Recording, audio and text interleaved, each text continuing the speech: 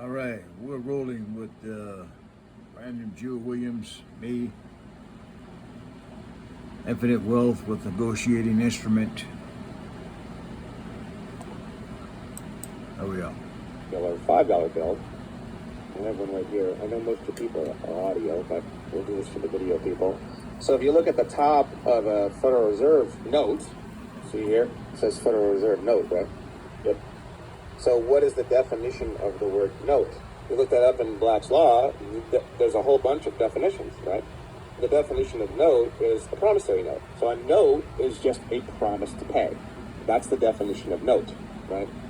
So now you ask yourself, okay, it's a promise to pay. Who's paying who, right?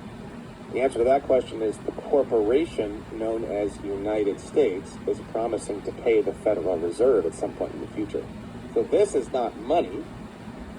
This is actually just a contract that's made out of mostly cotton and fabric. It's not actually paper. People think these are paper. They're actually mostly like cotton and fabric. That's why they have that kind of different feel. They don't feel like paper, right? There is some paper in here, but you can actually look up what is a Federal Reserve note made out of physically, and you can look that up. It's kind of interesting. So this is a promissory note, right? That's all it is, right? And they don't hide that. It says right on the fucking top and the front, Federal Reserve note. That's a note, right? So all you have to do is just, when you start going down the rabbit hole of what is a note and what is a promissory note, who can create promissory notes, how are they exchanged, and you start getting into all this stuff, you go down that rabbit hole long enough, and you're going to wind up in what's called the Negotiable Instruments Act of 1882. And basically the word instrument means like a debt instrument or a note or a promissory note. It's all the same kind of wording, right? Negotiable means exchangeable. So like, for example, this is a negotiable instrument. It's actually not money. And the reason why it's a negotiable instrument is because I can give this to you, and you can give it to your friend, and your friend can give it to their friend, and whoever holds this note possesses the value of the note, so it's negotiable. Now, if I write you a check, like if you open up your checkbook and you look on your check, not every single bank, but most banks, somewhere on your checkbook, it'll say non-negotiable. Does it say that anywhere on your check? I'm looking at a check right now that I got from the bank when I first opened an account. And so these were not, it was like literally when I first opened it, the day I set up. It says it there. But a lot of checks say non-negotiable on it. They're non-negotiable because you're writing the check to a specific individual, to a specific person. So if I write a check to Peter, not anyone can go and just cash that thing, right? And that's why it's non-negotiable, because it's not easy to exchange. So a note or a promise to pay that's easy to exchange is called a negotiable instrument. And you can find a lot of information on the internet about it, but it all goes back to the Negotiable Instruments Act of 1882, I believe, right? Yeah. So the way it works is a promissory note is extremely simple. It's a promise to pay. You know, you can go online right now and you can type in what is a negotiable instrument composed of.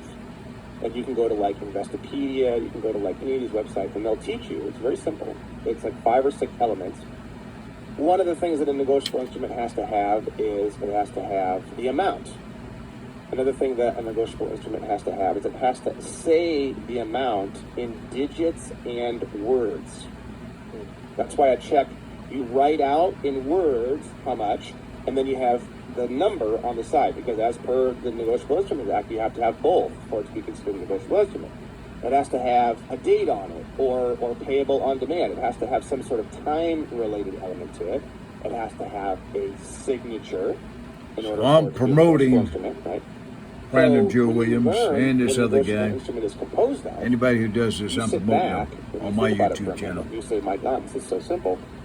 What's stopping me from creating negotiable instruments right now? And the answer is absolutely nothing. In fact, Congress, through the Emergency Banking Act of 1933, Congress has given you and completely supports your ability to create as much and as many negotiable instruments as you could ever want for your entire lifetime. You give me an example of what somebody would do with that. Well, basically, one day, when you keep studying all this, you realize, and you wake up one day and you realize that you are a bank. And you are a bank that can Yeah, produce we as are much a money bank. as you want whenever We you are want, a just by bank. signing and drawing up simple contracts. How you like And then that? you keep digging even farther, and then you find out that the Federal Reserve will take your negotiable instruments and exchange your negotiable instruments for Federal Reserve notes. And then you go even deeper, and then you realize that the banks can't actually deny your request for credit. It's actually illegal. So all you have to do is just draw up a fucking negotiable instrument for $20 million, go to the bank denies you, and then you say, hey, wait a second, you actually can't deny me as per these particular laws. They go, oh shit, you're right, and then they give you your money.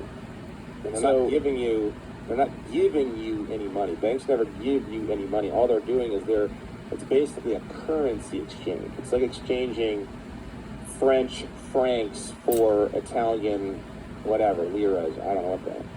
You're exchanging your own manufactured negotiable instruments for a different type of negotiable instrument, which is these. Yep. Your promise to pay when you sign it is just as valuable as one of these. It's the same thing. It's the exact same thing in law. So then the rabbit hole gets deeper, and you say, okay, how about a mortgage or a car loan? Well, on your mortgage, what did you do on your mortgage? You promised to pay.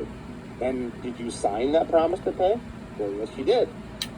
So what happened to your mortgage agreement? Your mortgage agreement was a negotiable instrument. Where is it now? So the thing is, as soon as you signed your mortgage agreement, you technically just paid for the entire house in full, cash. Listening to this episode of Wired for All right, so I got this from Brandon too, the UCC 3-603 tender of payment. I've been watching him a lot, so I hope they don't mind me putting that on my channel. I wish I knew how to get with them and knew this web and how to get on these, like most of them do. I'm lucky to even have a YouTube channel. Over and out. Prince Charles Joseph House, owner of my own merit-based country since June 13, 2025.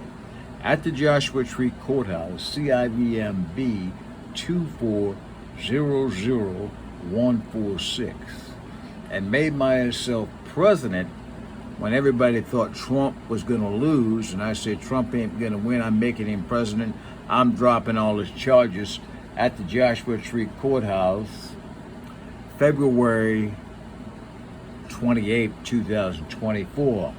Under CIVMB 2200099. Over and out.